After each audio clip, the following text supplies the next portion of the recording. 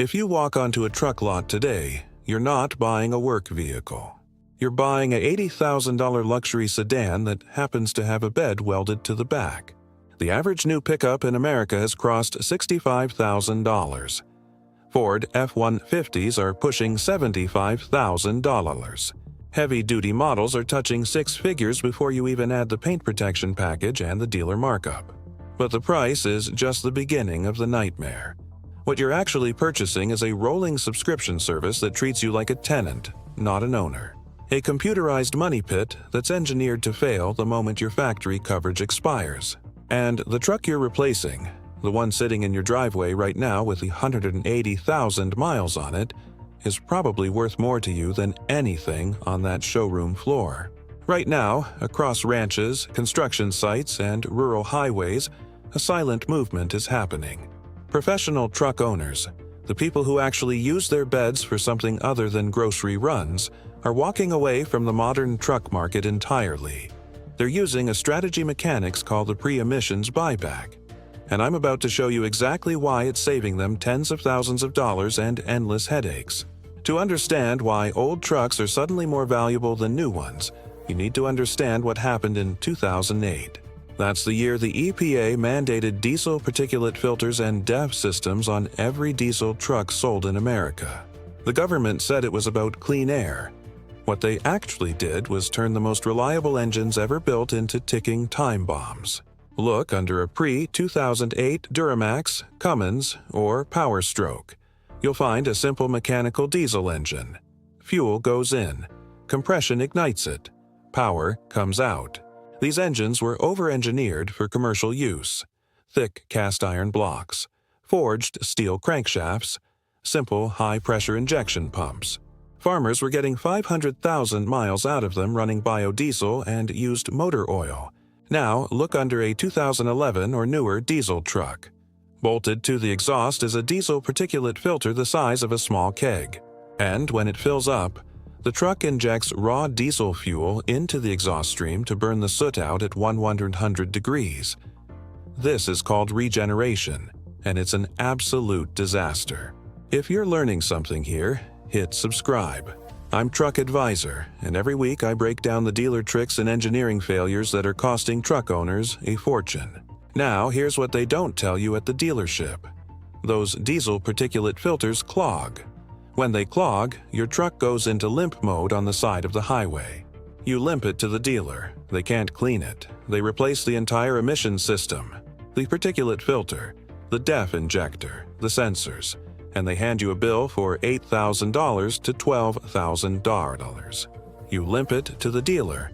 They can't clean it. They replace the entire emission system, the particulate filter, the DEF injector, the sensors, and they hand you a bill for $8,000 to $12,000. And the particulate filter is just the beginning.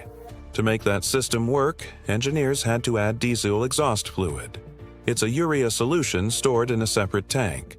The DEF system has its own pump, its own heater, its own injector, and its own array of sensors. In cold climates, the DEF freezes. The heater fails. The sensor throws a code, and federal law mandates that if your DEF system fails, your truck will not start. You can have a perfect engine, a full tank of fuel, and a load that needs to be delivered, and your $80,000 truck becomes a 7,000-pound paperweight because a $300 DEF heater died. You're not the owner. You're a subscriber to a system you can't control. But the emissions nightmare isn't even the worst part.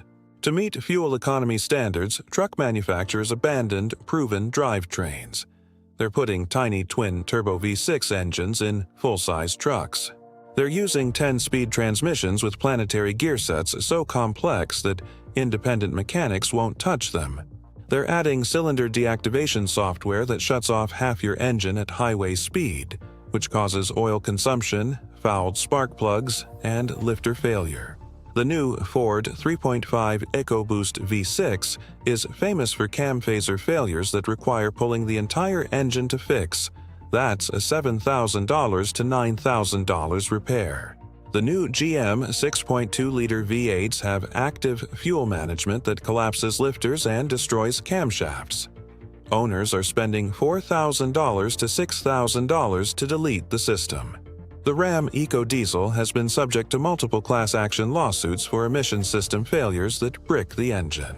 You're paying a premium for experimental technology that makes your truck less reliable, less durable, and exponentially more expensive to repair. Built into the instrument cluster is a telematics module with a cellular connection. It's tracking your speed, your location, and that data is being sold. General Motors was just exposed for selling driver data from millions of vehicles to insurance companies through a program called OnStar Smart Driver. Ram and Ford have similar programs buried in the fine print.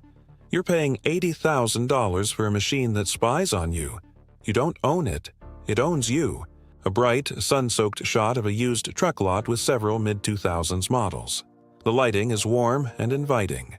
Why those years? Because they have all the benefits of modern engineering with none of the digital poison. A 2006 Chevy Silverado 2500 HD with the 6.0-liter Vortec gas engine is a tank.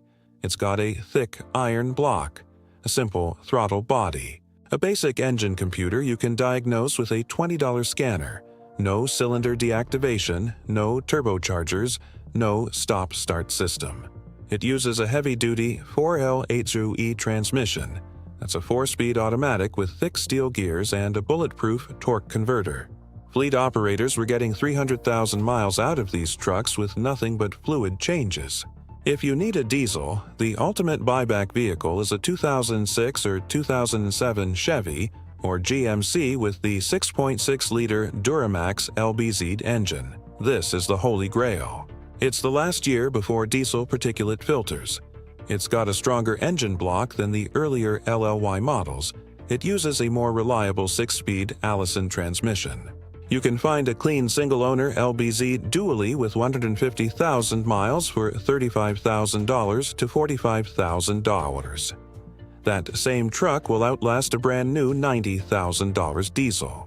If you're a Ford guy, look for a 2003 to 2007 Super Duty with the 6.0-liter Power Stroke. Yes, it has a bad reputation, but here's what mechanics know. The failures are all in 5 specific systems. You can bulletproof an entire 6.0 for $4,000 to $6,000 in parts and labor. Once that's done, you have an indestructible diesel. If you're a Ford guy, look for a 2003 to 2007 Super Duty with the 6.0-liter Power Stroke. Yes, it has a bad reputation, but here's what mechanics know. For Dodge guys, the legend is the 2004 to 2007 Ram with the 5.9-liter Cummins. This engine is famous. It's an inline-6 with a cast-iron block that weighs 100 pounds. It makes peak torque at 1,600 RPM. It'll run on waste vegetable oil, kerosene, or heating fuel if you're desperate. Farmers are running these past 800,000 miles. The weak point is the Dodge transmission. So you find a good 5.9 truck, you swap in a built 47RE or a manual NV4 500, and you have a truck your grandkids will inherit. Here's how you execute the strategy. You do not finance. You save $25,000 to $45,000 in cash. You avoid dealerships completely. You buy from private sellers, retired contractors, ranchers, oil field workers, people who maintained their trucks because their livelihood depended on it. You look for service records. You look for oil change receipts. You look for trucks with wear, not abuse. A dent in the bed is fine. What you avoid is neglect. When you find the right truck, you verify the golden era markers. A traditional keyed ignition. A gauge cluster with analog needles, not a digital screen. A simple climate control panel with 3 knobs, a manual transfer case lever, or a basic push-button system. No touchscreen, no apps, no wireless updates. You look under the hood. On a diesel, if you see a big silver can on the exhaust, walk away. If you see a blue cap for DEF fluid, walk away. You want clean exhaust pipework and a simple turbocharger. On a gas engine, you look for a distributor or coil packs. If the engine bay looks like a computer server room, it's too new. You check the frame. Surface rust is fine. flaking rust is a warning. Holes in the frame are a walk away. You check the transmission fluid. It should be red or pink, not brown or black. You check the differential fluid. It should be clear or amber, not metallic gray. And here's the critical step. You take it to an independent diesel shop or a trusted mechanic. Not a dealership. You pay $150 for a pre-purchase inspection. If it checks out, you buy it, you take it home, and you immediately do the maintenance reset. Fresh oil and filter, fresh coolant, new fuel filter. Transmission fluid and filter. Differential fluid in both axles. Transfer case fluid. If it's a diesel, you do an injector balance test. You spend $1,500 to $3,000 getting everything perfect. And then you drive it for the next 10 years without a single surprise failure. Because here's the truth the truck industry doesn't want you to know. The reason old trucks are more reliable isn't nostalgia, it's engineering. Simpler systems have fewer failure points. Mechanical parts outlast electronic sensors. When you buy a pre-emissions truck, you're buying freedom. You're severing the data pipeline that lets manufacturers track your every move. You're refusing to participate in the subscription model. If this is making sense, subscribe to Truck Advisor. Every single week, I expose the dealer markup schemes and engineering disasters designed to separate you from your money. Now, the auto industry isn't the only cartel running this playbook.